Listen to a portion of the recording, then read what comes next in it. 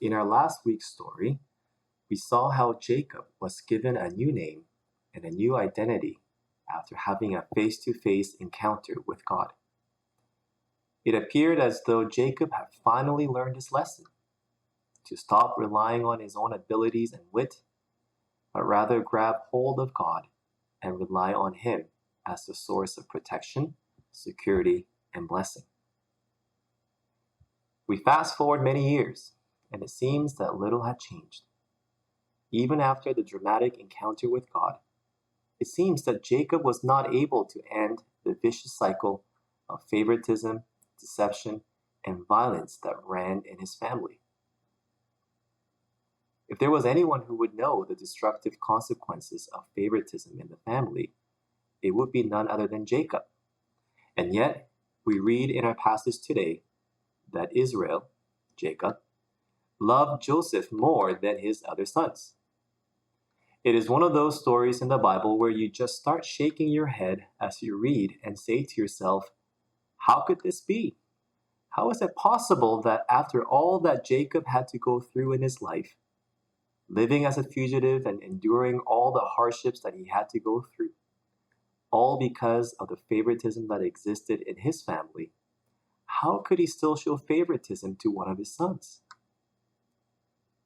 While you can understand why Joseph, being the first son of Rachel, would have been Jacob's favorite son and would have had a special place in his heart, it amazes me to see just how overt Jacob was in showing his favoritism towards Joseph. We read that Jacob made a robe of many colors for Joseph, which would have been a constant visual reminder for Joseph's brothers, the favoritism their father showed. Not only was Joseph's robe colorful, it also would have been very expensive. In those days, dyes for coloring garments were very rare, and different colors of dye were only produced in certain parts of the ancient Mediterranean world. And so Jacob, who lived in Canaan, would have relied on merchants and traders to acquire the very expensive dyes needed to make the colorful robe for Joseph.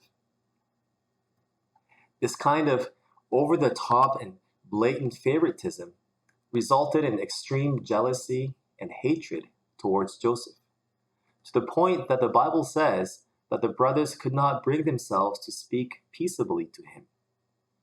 The hatred and resentment were so strong that they could not even force themselves to say something good or nice to Joseph. To add fuel to the fire, so to speak, Joseph tells his brothers about the dreams he had, where essentially his brothers and parents are bowing down to him, which makes his brothers to hate him even more. The brothers' hatred towards Joseph eventually causes them to scheme and plot his murder. In verse 20, they say to each other, "So now, come on, let's kill him and throw him into one of the pits. We can say that a vicious animal ate him. Then we'll see what becomes of his dreams." Reuben, the first son, however, thought that his brothers were going too far and convinces them to just throw Joseph into the pit alive so that he could pull him out later. Maybe he thought that this might be a good lesson for Joseph, and giving him a bit of a scare would teach him not to gloat over his brothers. Whatever his true motivation may have been, Reuben succeeds in preventing Joseph from being killed by the other brothers. But it appears that Reuben goes somewhere for a while, as while he was gone, Judah suggests that they should sell Joseph to the Ishmaelite traders, who were on their way to Egypt. Judah probably thought that this was a brilliant idea, as they could get rid of Joseph once and for all, but not have blood on their hands, while making a bit of money, 20 pieces of silver. It was a win-win-win situation. And so the brothers sell Joseph to the Ishmaelite traders and is taken to Egypt. Jacob's favoritism eventually leads to the unthinkable act of his sons selling their own brother as a slave. What can we take away from this story? First, that we are broken people. Jacob was far from perfect. And just like Jacob, we are far from perfect ourselves. Even after Jacob had a face-to-face encounter with God, and even after receiving a new name and a new identity, we see that Jacob continued to struggle with this old sin of favoritism. The Bible tells us that when we encounter Christ and give our lives to Him, we become a new creation, and that we're given a new identity as a daughter or son of God. And yet, just like Jacob, the reality is that we will continue to struggle with our brokenness. We will just as quickly go back to our old habits, our old ways, and old tendencies. Following Christ does not somehow magically remove all our sinful ways and habits. This was also true for the Apostle Paul. We know that Paul had an encounter with Jesus on his way to Damascus, and as a result gave his life to Christ.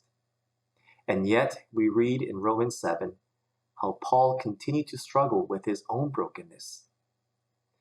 In exasperation, he cries out, "For I do not do the good I want, but the evil I do not want is what I keep on doing.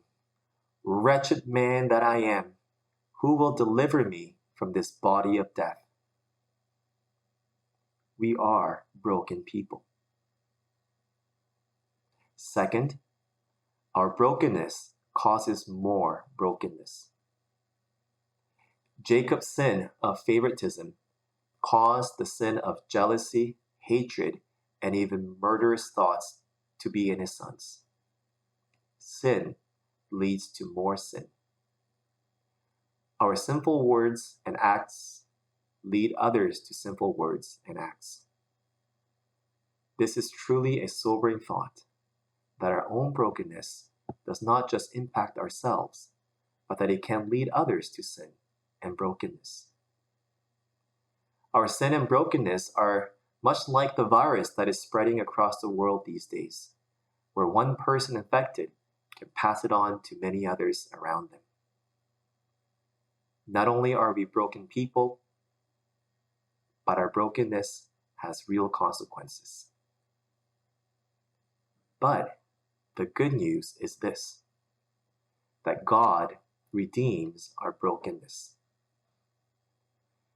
We know how Joseph's story ultimately ends, how Joseph eventually becomes second only to Pharaoh in Egypt and helps countless number of people from a severe famine, including his very own family.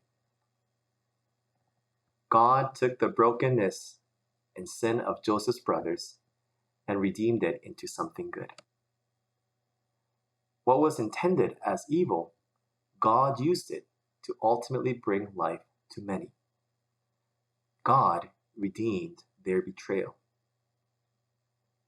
In the same way, God redeems our own brokenness. God is in the business of taking our mistakes, our faults, our sin, and transforming it into something good and beautiful.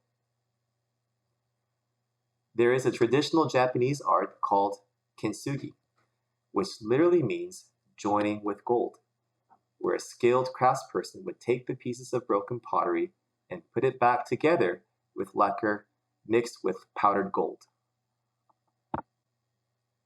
Under the skillful hands of a master artist, what was once worthless pieces of broken pottery is transformed into beautiful pieces of art. Much in the same way, God, our master artist, takes what was once broken and worthless, puts the pieces back together, and transforms it into something beautiful and good. God took the brokenness of jealousy and hatred in Jacob's family and transformed it into forgiveness and redemption in the end. Many years later, there would be another beloved son that was betrayed, sold by another Judah for pieces of silver. But once again, God would redeem this betrayal and treachery. What was intended as evil, God used it to ultimately bring life to many. God redeems betrayal. God redeems our brokenness.